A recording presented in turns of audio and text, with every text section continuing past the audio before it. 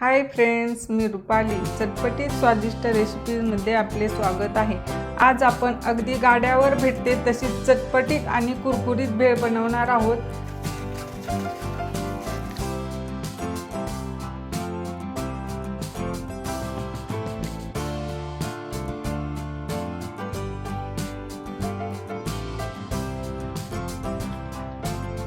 एकदम चटपटीत अशी भेळ तयार आहे.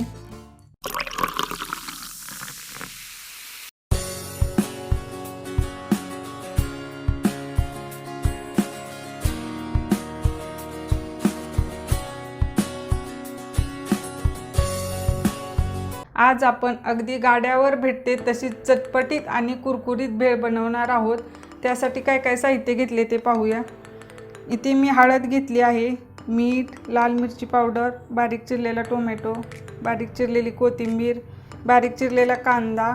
इथे मी अद्रक, लसूण आणि हिरवी मिरची घेतली आहे, बारीक शेव आणि चिंचेची चटणी घेतली आहे. इथे मी फरसाणा घेतला आहे आणि भेळीसाठी लागणारा चुरमुरा. हे चुरमुरे मी स्वच्छ निवडून घेतले आहेत. आता आपण भेळ तयार करायला घेऊ. गाड्यावर भेटते तशीच भेळेला कलर येण्यासाठी इथे मी एक पद्धतीने तुम्हाला भेळेला कसा कलर येतो ते दाखवत आहे, ते तुम्ही पहा. इथे मी गॅसवर कढई गरम करून घेतली आहे. त्यामध्ये तेल टाकून घेते. 1 वाटी तेल आहे. तेल छान गरम होऊ देऊया. इथे तुम्ही अद्रक, लसूण आणि हिरवी मिरचीचाही वापर करू शकता, परंतु भेळ छान लाल कलर येण्यासाठी मी लाल मिरची पावडर वापरणार आहे.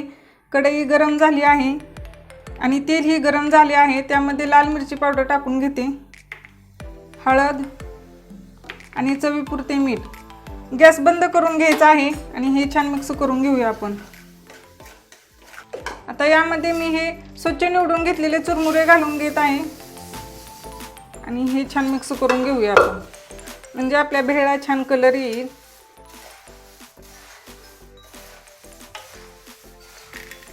गॅस बंद करायचा आहे, नाहीतर लाल मिरची पावडर करपून जाते.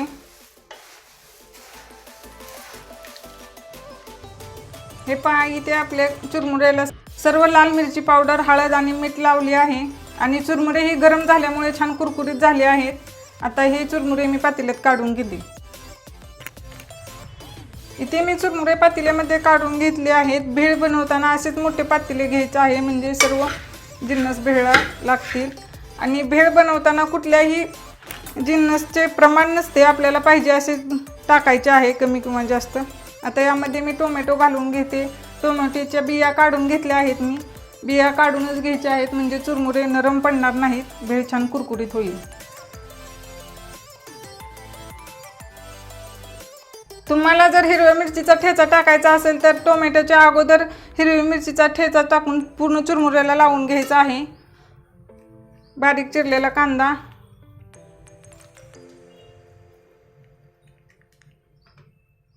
हिरवी कोथिंबीर,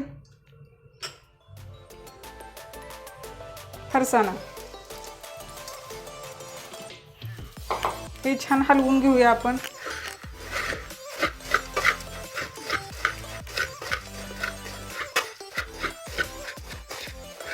भेळ छान मिक्स होत आहे तोपर्यंत तुम्ही चटपटीत स्वादिष्ट रेसिपीज या यूट्यूब चॅनलला सबस्क्राईब करा आणि शेजारील बेल आयकॉनही क्लिक करा.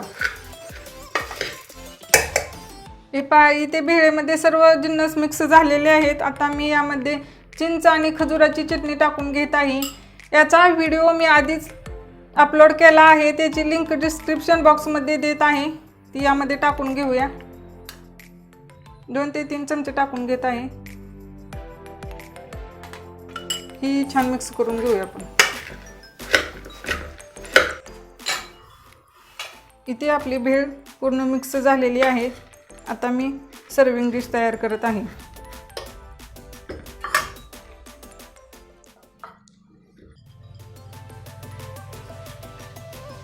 एकदम चटपटीत अशी भेळ तयार आहे.